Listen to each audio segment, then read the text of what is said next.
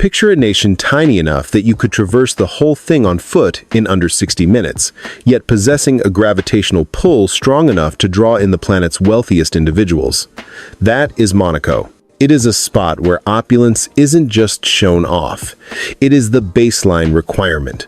You might walk past a millionaire every third step, but those numbers barely scratch the surface. True authority in this town isn't held by the loud spenders. It rests with a wealthy family that has mastered the art of staying unseen. This principality wasn't built as a tourist trap. It was engineered as a vault for capital. Every regulation, every square inch of dirt, and every custom is designed to shield assets and let them compound without interference. The mega yachts and hypercars are just window dressing. Behind that flash are discreet residences, sealed offices, and private boardrooms where a wealthy family can shift entire industries without leaving a trace. Even royalty isn't the peak here. That is just the buy-in. The defining difference between Monaco and every other high-end destination is simple. Riches here aren't about living well. They are about commanding control, domination over territory, markets, and influence that reaches way past these borders. This is the soil where dynasties dig in, where historic fortunes blend with new drive, and where a wealthy family can dictate global events while remaining virtually anonymous to the public.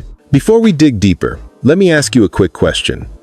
Where are you tuning in from right now? If you are stateside, drop a 1 in the comments. Europe, hit 2. Asia, make it a 3. Anywhere else, put down a 4. And if you want to grasp the mechanics of true influence behind the scenes, hit subscribe now, because we are just getting started. Ages before the harbor was packed with yachts and penthouses shattered price records, Monaco's true power was already locked down by one name: the Grimaldi family. For over 7 centuries, they have led not by putting on a show, but by simply enduring. In a town fixated on cash flow and movement, the Grimaldis perfected something priceless: land ownership. This is a wealthy family that draws strength not from volatile markets, but from possessing the very ground beneath them. While new billionaires show up with cash, the Grimaldis are the infrastructure. They didn't adjust to the system, they wrote the code. By controlling nearly 25% of the territory, the family parked itself at the center of the globe's most expensive real estate market. Every high-rise, every dock, and every exclusive address sits inside lines they drew. Here, land equals leverage, and leverage is authority. That is why this wealthy family doesn't need to chase success overseas. The empire comes to their doorstep. Their reach goes way past ceremonial duties.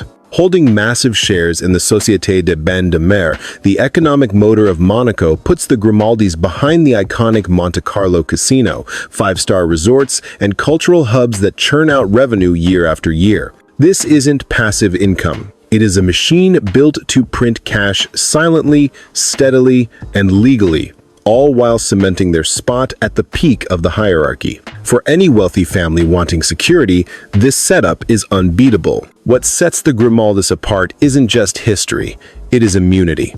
Global meltdowns, political upheavals, and market dips barely make a dent here.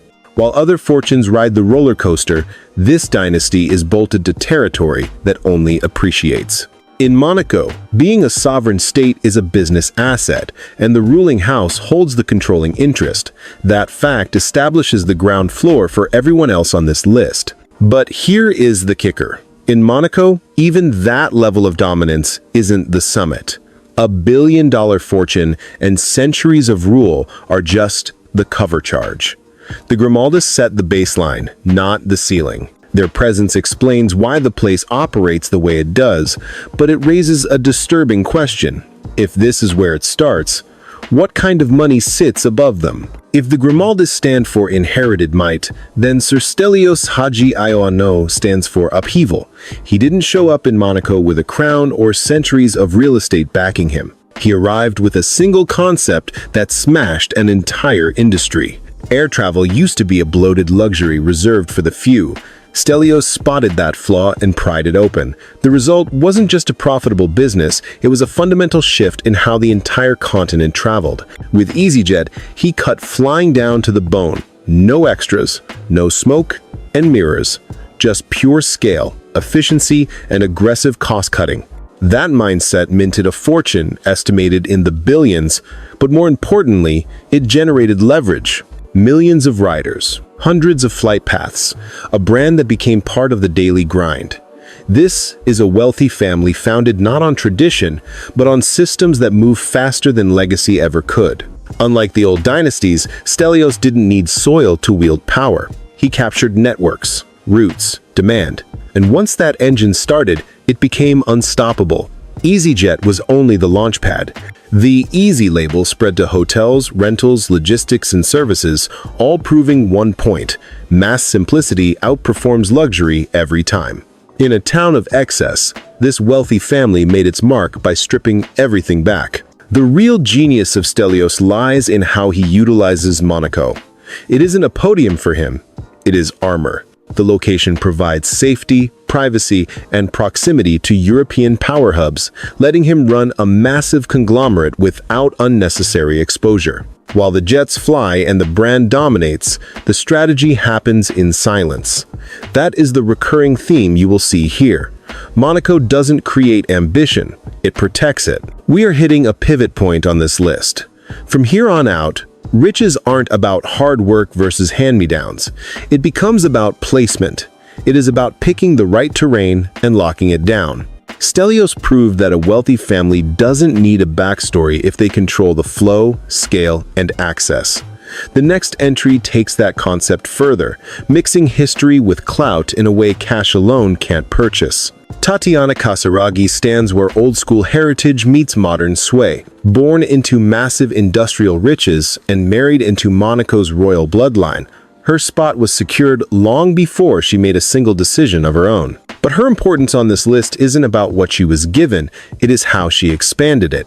In Monaco, titles get you in the room, but you have to earn your relevance. This wealthy family story is defined as much by choice as it is by birthright. As the granddaughter of Colombian billionaire Julio Mario Santo Domingo, Tatiana fell heir to a fortune rooted in one of Latin America's most powerful business empires. That alone would guarantee a lavish life anywhere on the map. But Monaco runs on a different frequency. Here, money is a given. The game is how you position it. By wedding Andrea Casiraghi, fourth in line for the crown, she merged industrial capital with royal legitimacy, forging a rare mix of financial and symbolic muscle that few can match. Yet Tatiana didn't just sit back inside that framework. She stepped into the entrepreneurship arena, co-founding the ethical fashion label Muzungu Sisters. It might be modest compared to her inheritance, but the brand plays a different role. It broadcasts values, narrative, and cultural weight. In Monaco's elite circles, image is currency, and this wealthy family knows exactly how to spend it wisely. Her power moves quietly through connections rather than headlines. Social standing, heritage, philanthropy, and selective appearances grant her entry to rooms where decisions are shaped long before the public hears a word. This isn't the loud dominance of heavy industry. It is softer, more polished, and often more effective. A wealthy family like this doesn't need to corner the market. They shape how people perceive it. Tatiana signals a crucial evolution in Monaco's hierarchy. Wealth alone doesn't define power anymore. Neither does royalty. The future belongs to those who can blend capital, legacy, and cultural relevance into one seamless identity. And as we press on, the influence we encounter gets even harder to spot, tucked behind assets that most people admire but rarely comprehend. At number 7, authority in Monaco essentially vanishes from sight. The Nakhmad brothers don't dominate land, airlines, or retail chains. They dominate scarcity. In a world that links riches to visibility, David and Ezra Nakhmad built their fortune by doing the reverse. This is a wealthy family that works in the shadows, far from the news cycle, inside one of the planet's murkiest markets: fine art. The brothers approached art with the mindset of financiers, not collectors. When the economy dipped and others hesitated, they went on buying sprees. Masterpieces weren't trophies to them, they were assets. By scooping up works in bulk, especially Picasso's, they gained a stranglehold on the market itself. Over time, this wealthy family built a stockpile so deep they could influence pricing just by holding back inventory. The real kicker is where the art lives, not in museums, but in high-security, tax-free free ports. These warehouses let ownership flip without the paintings ever leaving the vault. Value shifts in the dark, totally away from public eyes. Effectively, the knock-mods helped turn art into a ghost banking system, running parallel to global markets but barely touched by them. This wealthy family doesn't need public auctions. They move in silence, on their own terms. In Monaco, keeping a low profile isn't just a preference, it is their biggest asset. The principality offers privacy, legal stability, and a shield from prying eyes. While most collectors are out there chasing recognition, the knock-mods are chasing control. Their influence isn't loud, but it is absolute. When you hold enough of the supply, you don't have to react to the market. You get to shape it. The Knock-mod brothers prove a golden rule in Monaco. The most powerful fortunes are often the hardest to see. And as we continue down this list, the wealth is going to get even massive, but that doesn't mean it will be any easier to spot. Coming in at number 6, the wealth shifts from secrecy to pure scale. Christina Green represents a different kind of dominance, one built not on rarity, but on reach.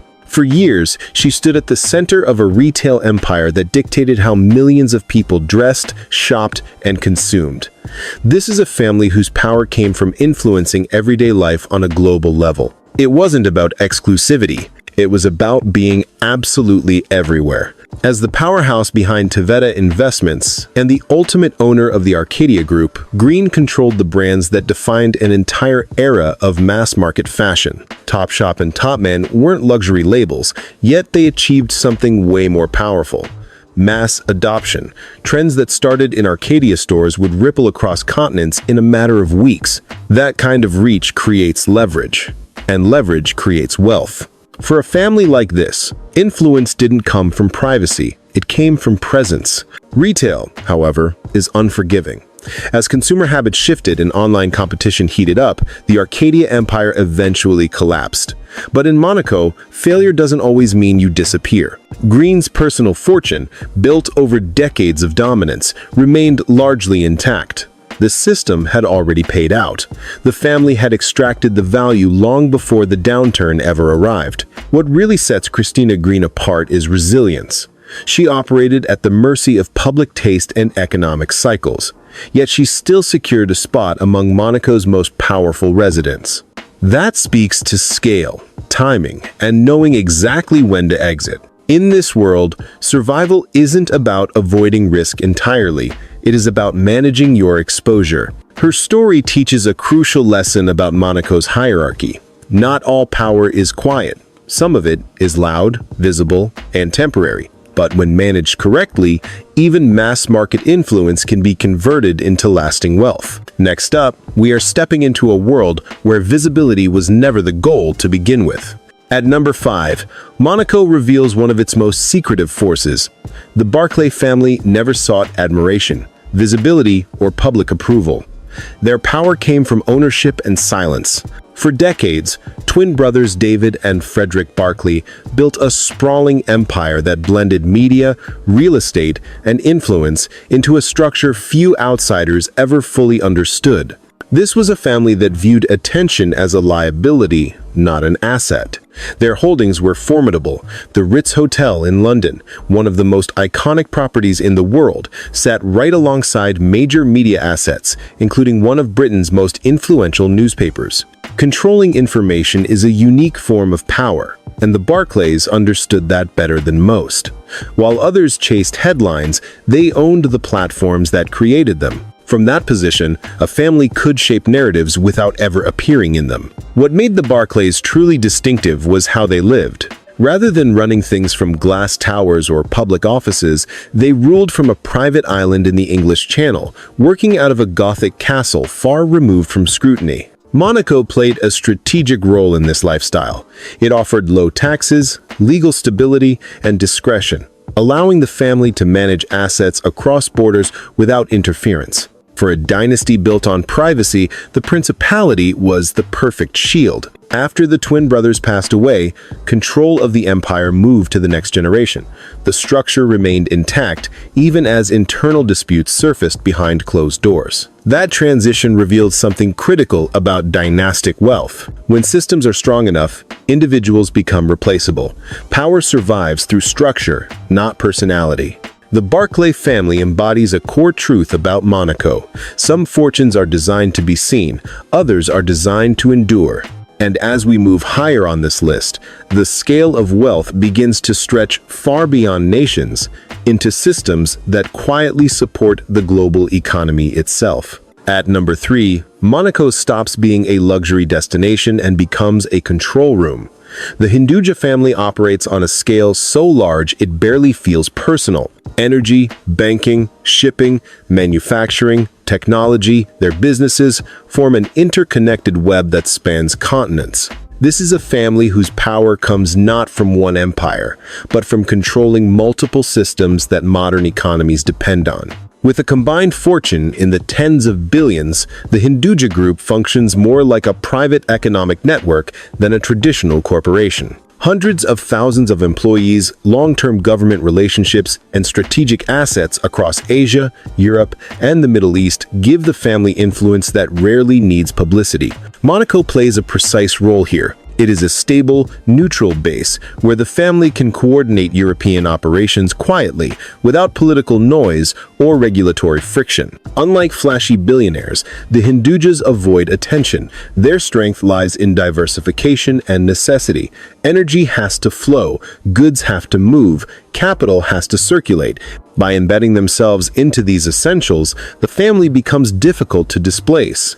They don't chase trends or headlines. They position themselves where demand never disappears. What truly defines their dominance is patience. The empire wasn't built quickly, and it isn't managed emotionally. Decisions are made with decades in mind, not quarters. That long-term discipline turns wealth into permanence. While markets rise and fall, the systems they control remain relevant.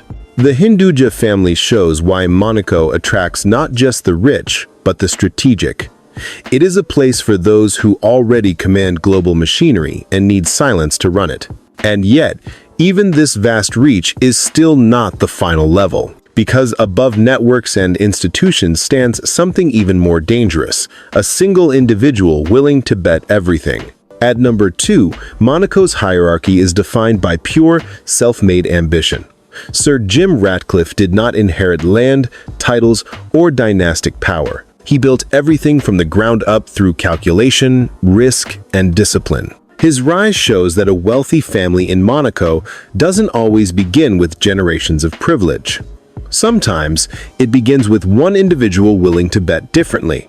Ratcliffe forged his fortune through Ineos by acquiring industrial assets others considered obsolete. While competitors focused on growth stories, he focused on fundamentals: cost control, efficiency, scale.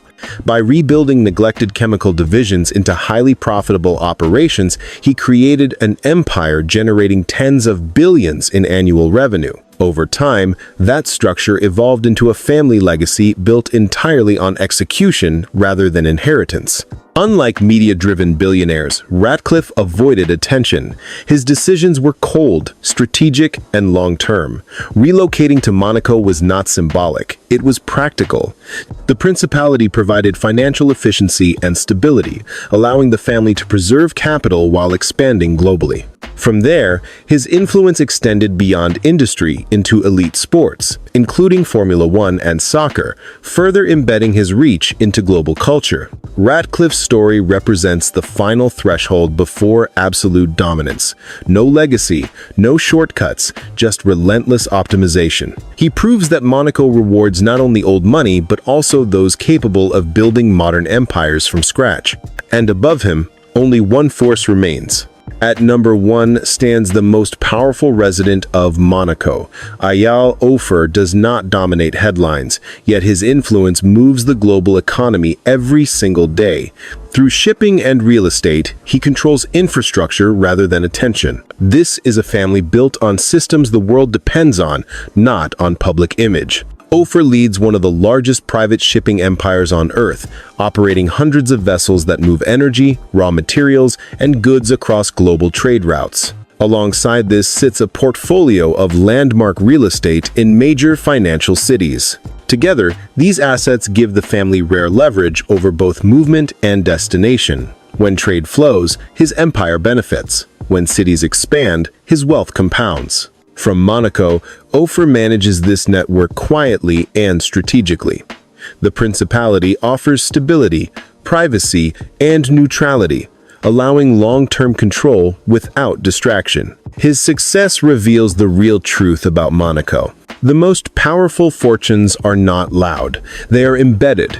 A family at this level doesn't chase influence. It becomes part of the system itself. Looking across all 10 families, one lesson is clear. Extreme wealth is not about luxury or excess. It is about positioning, patience, and restraint.